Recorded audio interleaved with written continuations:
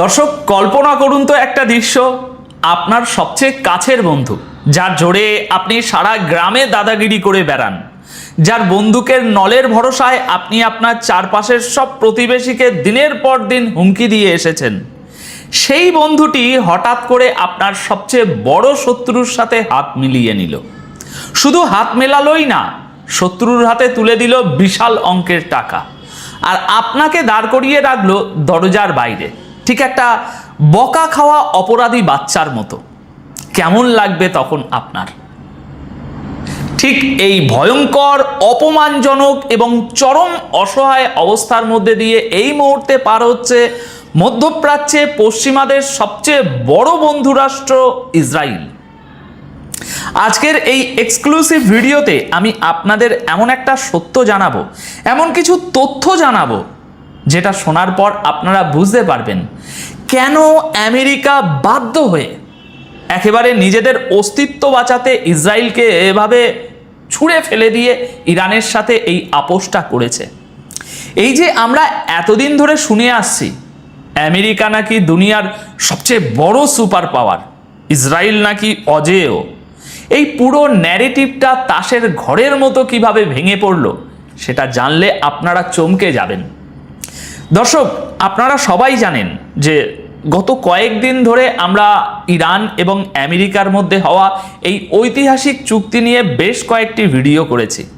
চুক্তির খসড়াতে যে 14 দফার কথা বলা হয়েছে, কি কি শর্ত সেখানে আছে, কোন কোন নেতা কি বলেছেন, সেই সব কিছু ইতিমধ্যে আপনারা জানেন। তাই আজ আমি এই ভিডিওতে ওই পুরনো কাসুন্দি আর ঘাঁটবো না। আজকের আলোচনার মূল বিষয়বস্তু সম্পূর্ণ ভিন্ন, আপনাদের খুব ভালো লাগবে। আজকে আমরা সরাসরি আঘাত করব সেই জায়গাটিতে যেখানে পশ্চিমাদের আসল মুখোশটা খুলে গেছে।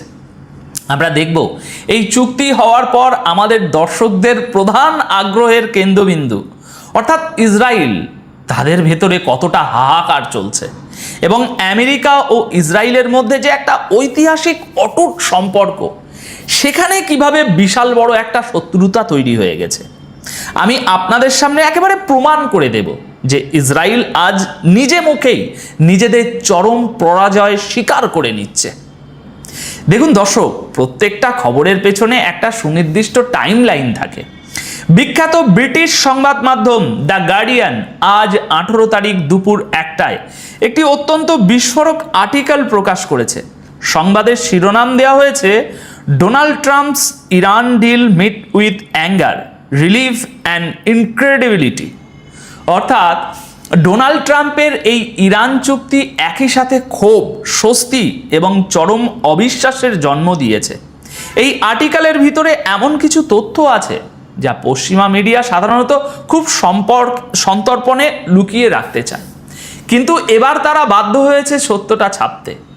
গার্ডিয়ান স্পষ্ট বলছে, G7 ভুক্ত দেশগুলো এবং এই চুক্তির মধ্যস্থতাকারী পাকিস্তান এই সমঝোতা স্মারক প্রকাশ হওয়ার পর বিশাল আনন্দ উল্লাস করছে।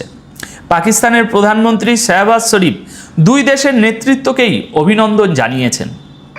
কিন্তু আসল খেলাটা শুরু হচ্ছে এর ঠিক পরেই।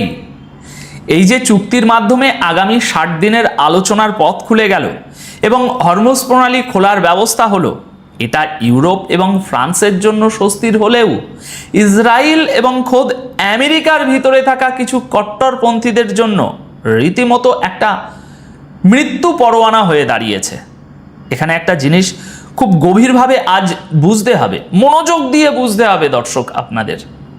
ইসরায়েলের অবস্থাটা এখন ঠিক কেমন জানেন কি?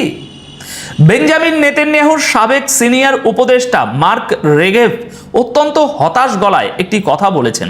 তিনি প্রশ্ন তুলেছেন যে আমেরিকা যখন ইরানের উপর থেকে সমস্ত অর্থনৈতিক এবং সামরিক চাপ প্রত্যাহার করেই নিল, তখন ইরান আর কেনই বা তাদের পরমাণু কর্মসূচি নিয়ে সিরিয়াসলি আলোচনা করবে?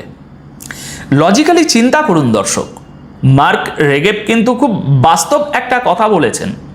চুক্তির শর্ত অনুযায়ী ইরান হরমুজ প্রণালী খুলে দেবে, আর এর বিনিময়ে আমেরিকা ইরানের অপরিশোধিত তেল রপ্তানি, পেট্রোলিয়াম পণ্য এবং ব্যাংকিং সেক্টরের উপর থেকে সমস্ত নিষেধাজ্ঞা তুলে নেবে। রেগেভ আক্ষেপ করে বলছেন, প্রণালীগুলো খুলে যাচ্ছে, ইরানিরা তাদের তেল রপ্তানি শুরু করতে পারবে। এর মানে হলো তাদের হাতে কোটি কোটি টাকা আসতে শুরু করবে। আপনারা তো ইরানের উপর থেকে অর্থনৈতিক চাপটাই সরিয়ে নিলেন। এগুলো তার বক্তব্য। রেগেবের এই কথার মধ্যে ইসরায়েলের যে গভীর আতঙ্ক লুকিয়ে আছে সেটা কি আপনারা ধরতে পারছেন দর্শক? তিনি স্পষ্ট ভাষায় স্বীকার করেছেন, হতে পারে ট্রাম্প একটা ভালো চুক্তি করবেন বলে ভাবছেন, কিন্তু এই মুহূর্তে আমি সেটা দেখছি না। আমি যা দেখছি তা হলো আমেরিকা ইরানের বর্তমান রিজিমের হাতে নতুন করে জীবন ফিরিয়ে দিয়েছে। দর্শক, জাস্ট ভাবুন যে ইসরায়েল গত কয়েক দশক ধরে আমেরিকাকে দিয়ে ইরানের উপর সর্বোচ্চ চাপ প্রয়োগ করিয়ে আসছিল, যাদের মূল লক্ষ্যই ছিল ইরানের অর্থনীতিকে ধ্বংস করে সেখানে সরকার পতন ঘটানো, আজ সেই ইসরায়েলের নেতারাই হাহুতাশ করে বলছে যে আমেরিকা ইরানকে নতুন জীবন দান করেছে। এর চেয়ে বড় পরাজয় আর কি হতে পারে? কিন্তু ইসরায়েলের এই অপমান এখানেই শেষ নয়। ইসরায়েলি বিরোধী দলীয় নেতা ইয়াইয়ার ল্যাপিদ যে মন্তব্য করেছেন সেটা জিওপলিটিক্সের ইতিহাসে আমি বলবো ইসরায়েলের সবচেয়ে বড় অপমানের দলিল হয়ে থাকবে। কেন? কারণ ল্যাপিদ সরাসরি নেতানিয়াহুকে আক্রমণ করে বলেছেন, নেতানিয়াহু আমাদেরকে একটা ঐতিহাসিক বিজয়ের প্রতিশ্রুতি দিয়েছিলেন, আর তার বদলে আমরা কি পেলাম? উনি বলছেন, আমরা পেলাম আমেরিকানদের সাথে একটা চরম সংকট, ইরানিদের জন্য হরমুজ প্রণালী খুলে যাওয়া, রেভলিউশনারি গার্ডসের হাতে প্রচুর টাকা, ইসরায়েলের দিকে তাক করা ব্যালিস্টিক মিসাইল, আর ইসরায়েলকে দাঁড় করিয়ে রাখা হয়েছে একটা বকা খাওয়া বাচ্চার মতো বারান্দায়। এই লাইনটা দর্শক আবার শুনুন, আমি বলছি না, বানাইনি। Israel waiting in the corridor like a scandalled child. পশ্চিমা মিডিয়া যে ইসরায়েলকে সবসময় একটা দুর্ধর্ষ সুপার পাওয়ার হিসাবে দেখায়, যাদের মোসাদ নাকি দুনিয়ার সব জানে, যাদের ডিফেন্স সিস্টেম নাকি অভেদ্য, সেই ইসরায়েলের বিরোধী দলীয় নেতা আজ সারা বিশ্বের সামনে দাঁড়িয়ে স্বীকার করছেন যে আমেরিকা তাদেরকে একটা অবাধ্য বাচ্চার মতো কান ধরে বাইরে দাঁড় করিয়ে রেখে ইরানের সাথে আপোষ করেছে। এর চেয়ে বড় চাপেটাঘাত আর কি হতে পারে? আগামী 3 মাসের মধ্যে ইসরায়েলের নির্বাচন হওয়ার কথা, আর এই সুযোগে বিরোধী নেতা ইয়াইয়ার ল্যাপিদ এবং নাফতালি বেনেট ইসরায়েলের সাধারণ মানুষের ভিতরে যে তীব্র ক্ষোভ তৈরি হয়েছে সেটাকে কাজে লাগাতে চাইছেন। ইসরায়েলের ভিতরে এখন আমেরিকাকে নিয়ে, বিশেষ করে ডোনাল্ড ট্রাম্পকে নিয়ে রীতিমতো আগুন জ্বলছে। দর্শক, আপনাদের নিশ্চয়ই মনে আছে এই ডোনাল্ড ট্রাম্প একসময় ইসরায়েলে কতটা জনপ্রিয় ছিলেন। নেতানিয়াহু তো ট্রাম্পের ছবি দিয়ে বিশাল বিশাল বিলবোর্ড বানিয়েছিলেন, আপনারা কি দেখেছেন? কিন্তু আজকে পরিস্থিতিটা দেখুন, ওটা দেখার দরকার নেই, সম্পূর্ণ উল্টো। টাইমস অফ ইসরায়েলের প্রতিষ্ঠাতা সম্পাদক ডেভিড হরেভিজ গতকাল বুধবার একটি কলাম লিখেছেন, যেটা পড়লে আপনারা বুঝবেন ইসরায়েলের এই এলিট শ্রেণী কতটা ভয়ে কাঁপছে। হরেভিজ লিখেছেন, ইরানের বিরুদ্ধে আমেরিকা এবং ইসরায়েলের যে যুদ্ধ সেটা চরমভাবে ব্যর্থ হয়েছে এবং এর পেছনে মূল কারণ হলো মার্কিন রাষ্ট্রপতির দুর্বলতা। তিনি আরও মারাত্মক একটি কথা বলেছেন, তিনি বলেছেন এই চুক্তি আমেরিকার দিকেই একদিন বুমেরাং হয়ে ফিরে আসবে। যুদ্ধ শুরুর আগে ইসরায়েল যতটা অরক্ষিত ছিল, ভালো করে শুনবেন, আজ এই নতুন ইউএস ইরান যুদ্ধবিরতি চুক্তির ফলে ইসরায়েল তার চেয়েও 1000 গুণ বেশি অরক্ষিত হয়ে পড়ল। এই চুক্তি ইসরায়েলের আত্মরক্ষার স্বাধীনতা কেড়ে নিয়েছে। দর্শক, আপনারা কি বুঝতে পারছেন এখানে আসলে কি ঘটছে?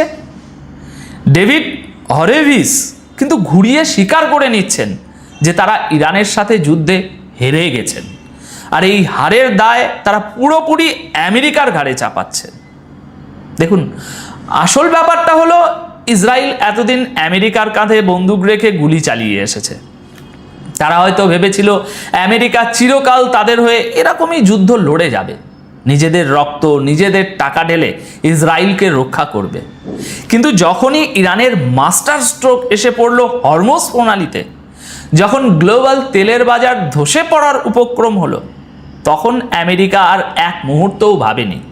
তারা ইসরায়েলকে আস্তা কুড়েতে ছুঁড়ে ফেলে দিয়ে নিজেদের অর্থনীতি বাঁচাতে দৌড় দিয়েছে। এখন নেতানিয়াহুর লিকুইড পার্টি এই পরিস্থিতিটা খুব ভালোভাবেই বুঝতে পেরেছে। কি বুঝতে পেরেছে বলছি। গার্ডিয়ানের আজকের এই রিপোর্টে স্পষ্ট বলা হয়েছে, লিকুইড পার্টি তাদের আসন্ন নির্বাচনী প্রচারণায় ট্রাম্পের সাথে নেতানিয়াহুর যে ঘনিষ্ঠ সম্পর্ক ছিল সেটা হাইলাইট করার পরিকল্পনা সম্পূর্ণ বাতিল করে দিয়েছে। অর্থাৎ যে ট্রাম্পকে তারা ভগবান মানত, আজ সেই ট্রাম্পের ছবি ব্যবহার করতে তারা ভয় পাচ্ছে।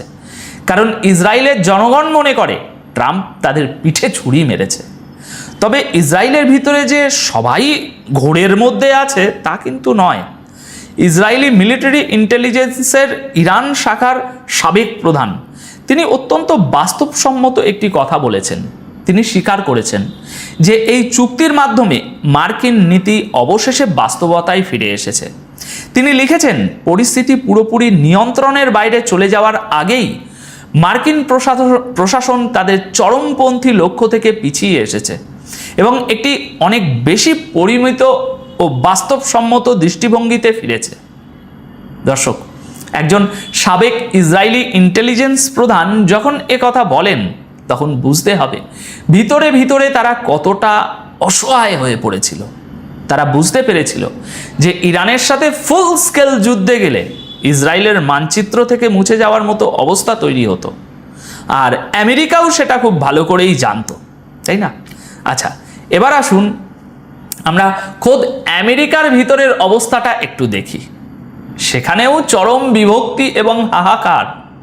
ট্রাম্পের ঘনিষ্ঠ মিত্র রিপাবলিকান সেনেটের লিন্ডসে গ্রাহাম প্রথমে অনেক লাফালাফি করলেও মার্কিন বিশেষ দূত স্টিভ উইটকফের সাথে দীর্ঘ আলোচনার পর তার সুর নরম হয়ে গেছে। তিনি এখন বলছেন যে এই চুক্তি আমেরিকার জন্য উপকারী হবে, কারণ হরমুজ প্রণালী খুলবে এবং যুদ্ধ বন্ধ হবে। কিন্তু অন্য রিপাবলিকানরা সরাসরি বলছেন যে ইরানের পারমাণবিক উচ্চাকাঙ্ক্ষাকে তো দমিয়ে রাখা গেলই না, উল্টো ইরান এটা শিখে গেল যে হরমুজ প্রণালী বন্ধ করার হুমকি দিলে কাজ হয় এবং ভবিষ্যতে ইরান এটা বারবার ব্যবহার করবে। সিনেটের ট্রেড ক্রুজ তো বলেই দিয়েছেন যে ট্রাম্পকে খুব বাজেভাবে পরামর্শ দেওয়া হয়েছে এই যুদ্ধে। কিন্তু দর্শক, সবচেয়ে মারাত্মক কথাগুলো বলেছেন ডেমোক্র্যাটরা। ওবামা এবং বাইডেন প্রশাসনের সাবেক কর্মকর্তা এটাকে গত কয়েক দশকের মধ্যে সবচেয়ে বড় জাতীয় নিরাপত্তা বিপর্যয় বলে আখ্যা দিয়েছেন।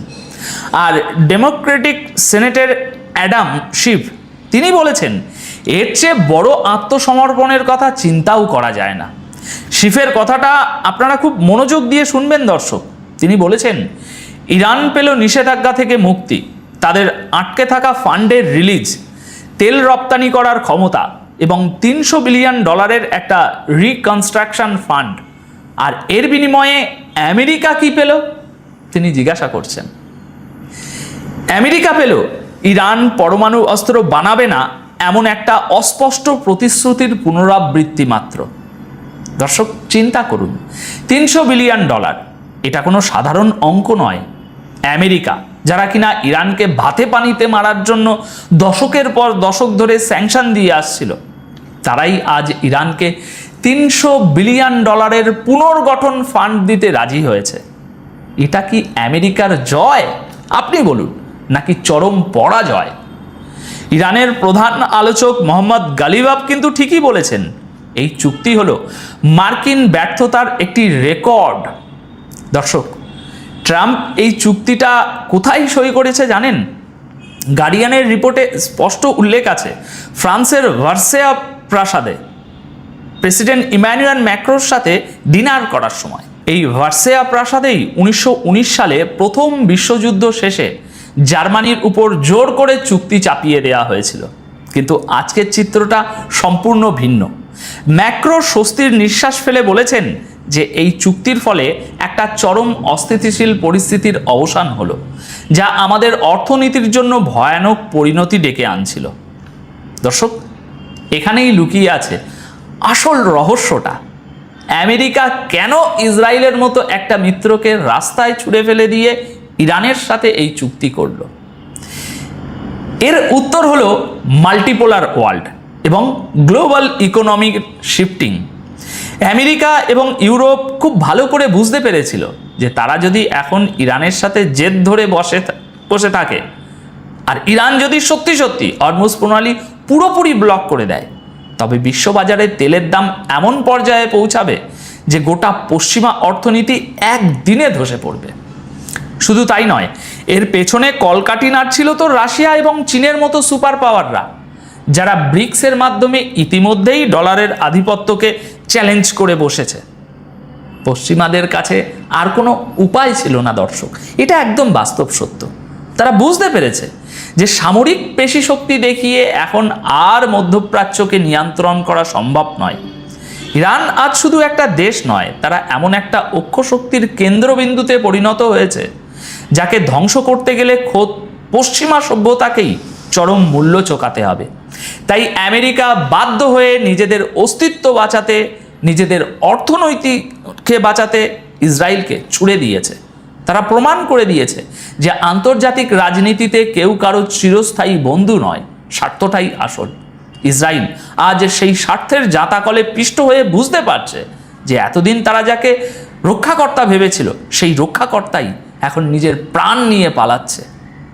দর্শক, আজকের এই আলোচনা যেটা করলাম আমরা, এটা শুধু একটা চুক্তির খবর নয় দর্শক, এটা হলো শতাব্দীর সবচেয়ে বড় জিওপলিটিক্যাল শিফট। পশ্চিমা সাম্রাজ্যবাদের যে দম্ভ, সেটা আজ মধ্যপ্রাচ্যের বালিতে মুখ থুবড়ে পড়েছে। ইসরায়েল আজ একা, বিচ্ছিন্ন এবং চূড়ান্তভাবে কোণঠাসা। এই ঘটনা প্রমাণ করে যে পৃথিবী আর আগের মতো নেই। তো আপাতত এই প্রতিবেদন তাহলে এখানেই শেষ করব। দেখা হবে পরের ভিডিওতে নতুন কোনো বিশ্লেষণের সাথে। সবাই খুব ভালো থাকবেন, সুস্থ থাকবেন। ধন্যবাদ আপনাদের সকলকে।